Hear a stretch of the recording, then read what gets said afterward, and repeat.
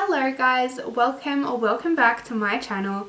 It's Lexi and today I am bringing you a chit chat get ready with me July wrap up. That was definitely a mouthful. So this is an idea that Julie actually came up with. We wanted to collaborate on another video, so I suggested a wrap up where we could talk about all of our reads from the Plus Size Readathon, and Julie thought, well, why don't we combine that with doing a makeup look inspired by one of the book covers, and I absolutely loved the idea. This was so much fun to film. Now, in no way am I a makeup artist or anything like that.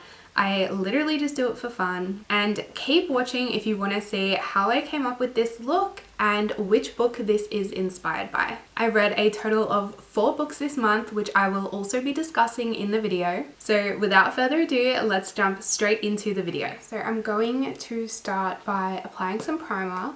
So I am currently still in lockdown. Sydney is actually in lockdown for another 4 weeks. Today we were originally supposed to get out of lockdown, but it's definitely not happening. So it's not like I need the primer. I'm literally doing my makeup for this video, not going anywhere. It's not gonna sweat off, but I just thought I would keep the routine as I guess usual as I normally do, with the addition of a very special eye look inspired by one of my reads. You will have to comment down below if you think you can guess which book I will be doing an inspired look from, and I will be letting you know at the end of the video. For foundation, I'm going to go with the L'Oreal Infallible 24-Hour Matte. So this is what I will use like on a normal work day when like I want my makeup to stay on but not be, that's definitely not going to cover my face, when I want it to stay but not necessarily like have to last all night. So the first book that I read as part of the readathon was Love is a Revolution, so I'll pop the cover up here for you guys. Now I had really high expectations for this book. I thought it was going to be really fun. I thought we were going to see lots of activism, and honestly the more that I think about it, like the less I enjoyed it. I did give this book a rating of 3 out of 5 stars, but to be honest, I've already completely forgotten the characters' names and it hasn't even been a full month since I read it. The plotline pretty much followed our main character, who was plus size, who meets a guy and finds that she needs to change who she is to impress him. Honestly though, the plot was just sort of all over the shop. They were breadcrumbing at this big conflict between her and her mum, but then they never actually fully explained it. She had a conflict with her best friend. She obviously had the conflict with the guy. And then in between all of that, these kids were just handing out flyers and that was their activism. So it was definitely a bit disappointing. So I'm just following up with the matching concealer. I've got like a big spot here. I always do some under my eyes. Really the saving grace of that book was the old folk in the old folks home. They see me rolling, they hate it. They were definitely the most interesting characters and they definitely gave like the best insight throughout the whole book. I think the book was just written with like a very young adult audience in mind. But even thinking about that, I think I would have been bored reading this book even when I was 14. And do not get me started about the drink bottle issue. The love interest gave her a water bottle as like their first gift. It was honestly bizarre. I'm now just going to use the Rimmel Stay Matte to set all that foundation. So overall, I honestly think this book was more of a 2-star. I'll just be using my NARS Laguna bronzer to do my like contour. The next book that I read as part of the readathon was Faith Taking Flight by Julie Murphy. So this was a novel inspired by a comic book. I believe Julie read the actual comic book, so did a few of our participants. And definitely from chatting with them, I believe the novel was a really good option to go with. It apparently just explains like a lot more of the backstory and the origin story of the character, which obviously because graphic novels and comics are so short, obviously there is parts that we miss out on. I think the story would definitely translate really well as like a Netflix show or a movie, and I definitely think there'd be a pretty big audience for it. The plot basically follows a young girl who actually goes on kind of like a Tinder date sort of deal. And she gets abducted and taken to a lab where they experiment on her. And as a result of the experiments, she gains the ability to fly. And I do believe like a few other sort of superpowers. I'll be using this coral colored blush from Tarte. And then she sort of gets thrown back into her regular life and she has to deal with now having superpowers, balancing high school, balancing a commitment to like the school paper, and then she also volunteers at an animal shelter on the side. And her favorite TV show end up coming to her city, film their new season, and she runs into contact with the lead female. They strike up a conversation about dogs and like a shelter dog that needed a home, and they end up becoming really good friends. So we follow Faith's journeys through high school, through the newspaper, through building this new friendship with this new girl, and then that's when things start to get a bit tricky. It's Halloween time, so perfect spooky vibes. Spooky, scary skeletons and shivers down your spine. And people start to go missing, homeless people, dogs go missing. And then it all culminates when one of like the cool girls goes missing. For highlight, I'll be using this Fenty Beauty highlighter. I don't want to give too much away, but she does sort of find out more than she expected from these people at the TV show, and that's definitely an interesting part of the plotline. And through the book, we see her become more confident in her abilities and just more confident in her everyday life. I absolutely loved her grandma character. Again, these plus size books are just rolling out the good old side characters. For my brows, I'll be using the Anastasia Beverly Hills Dip Brow. It does leave an opening for the second book, which I believe comes out in November. So I'll definitely be excited to read that once it's out. And I am also super keen to learn more about the evil society that kidnapped her in the first place. There is also LGBTQ plus representation in this book, which I thought was a really nice addition. And there is definitely a plot twist around the love interests as well. I gave Faith a 5 out of 5 stars. I do think that was kind of generous too. I think maybe it should have been like a 4. I did really enjoy it, and I do want to read the second book, so it's definitely up there as a good read. I have definitely read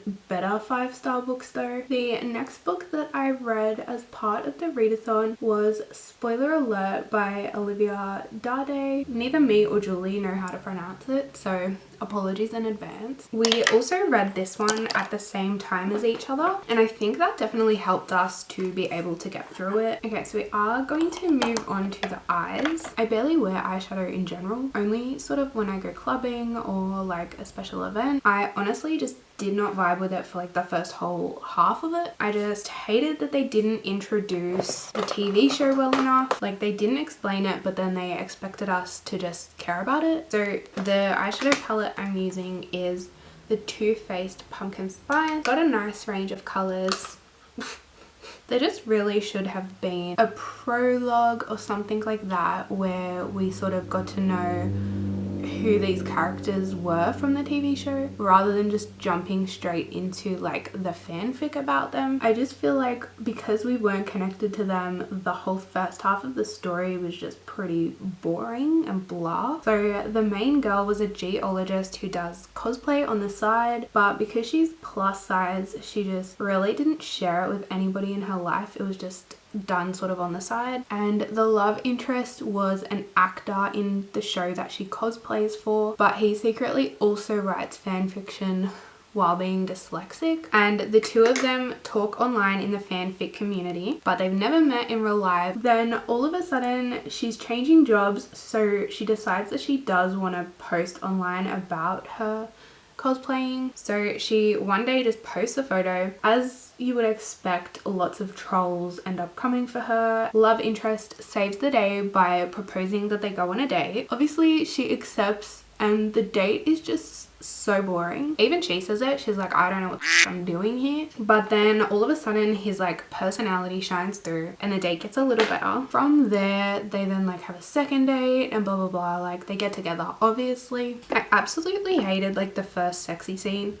They were literally trying to get it on in an earthquake simulator in a museum. Like, there's little children around them and they're just like, you know, trying to get with it, but definitely from that point it does get better. The chemistry between the two is written pretty well. Like I really couldn't care less about the cosplay or the fan fiction. Like I'm into those things as well, like don't get me wrong, but just the way the author wrote them made them sound so like boring. And again, I don't know if that's because there wasn't enough introduction to the TV show that he's a part of. They were both portrayed as having like terrible families, and I just think that they could have at least given one of them one decent parent.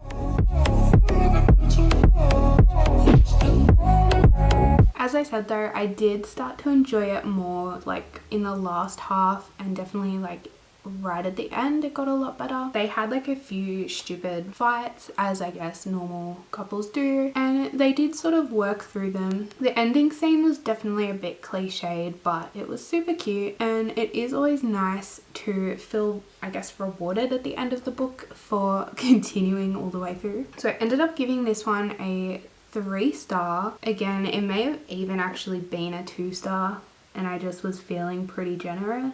Like I had a good time reading it, but I definitely think it helped that we were buddy reading it. I definitely wouldn't go out of your way to read it. The next book that I read was What I Like About Me by Jenna something. I'll pop it here. And this one was actually okay. Like I thought I was hating it when I first started because I didn't realize it was going to be in like complete diary entry format, and I really didn't think I was gonna like that, but I ended up just sort of skipping past the diary entry openings, and the substance of the story was actually pretty cute. I loved that it was set in Australia in our summertime, and basically our main character goes on holidays to a small town, which she goes every year. The town has like a beauty contest, like a beauty pageant, and her sister and her always wanted to enter. Her sister sort of dogged it and went and did that by herself and left her sister out. She was left out because she is a plus size character, and of course her older sister thinks, you know, she can't be a model, she can't be in a beauty pageant, and she goes on this journey of becoming self-confident while also experiencing a summer romance. Even though this one was also written for a very young audience, I found that this one was a lot better to read. Now I'm definitely not going to be able to do the liner, so let me just do that and I will be back. Okay, so that's like the eyes finished off. I did my mascara. I didn't want to do fake lashes just because, like I said, I am at home. The last bit for this book cover is blue, so done the pink and the purple on my actual eyeshadow, but I didn't have blue eyeshadow. The only blue I have is like a glitter, so we're gonna do like a little glitter thing while I finish talking about the last book. It was definitely a 3-star that I think it deserved. Like I don't want to change my rating on that one. If you feel like you can get past the journal entry, definitely give that one a go. I love how I said I didn't want to wear like fake lashes, but here I am putting on glitter. Like, okay, Lexi. I think a lot of people could relate to the feelings in What I Like About Me as well. Like I've never had the desire to do like modeling or be in beauty pageants, but just definitely feeling like you're not good enough because of the way you look or the way that people seem to perceive you. I think that's definitely relatable, and seeing that represented in Aussie work is always nice as well. So I did have one more book that I was meant to read for the readathon. That was meant to be Leah on the Offbeat by Becky Albertalli, but I didn't end up getting to it just because I was kind of over the YA genre by the time it came to read that book. I had also already read it and I didn't want to put myself into a reading slump either, so I just decided to give it a miss. I actually went in the complete opposite direction and I picked up 1984 by George Orwell.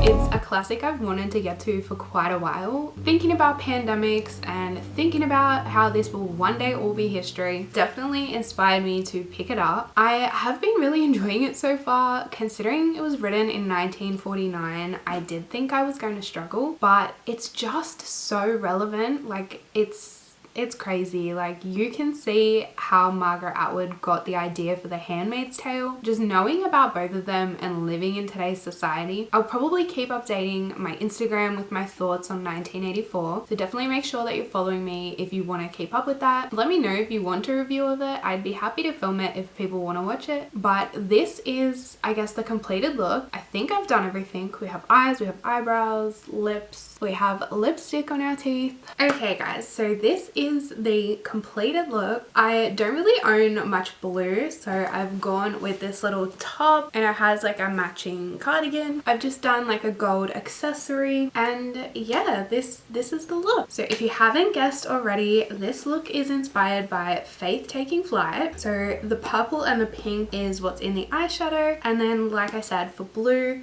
we've gone with the little glitters. I think they're also pretty cute for like superhero inspired. I hope you enjoyed this like chit chat, get ready with me, makeup inspired by book episode. I had a lot of fun filming it. As I said earlier, this is also a collaboration with Julie, so make sure you head over to her channel. We did do different looks and different books as well, and her makeup skills are like 300 times mine. She's a lot better at explaining what she's doing as well, so make sure you head over there right after this. Let me know down below if you completed the readathon as well and what your favorite book was, and don't forget to subscribe to my channel if you haven't already, and I will see you guys in my next video. Bye!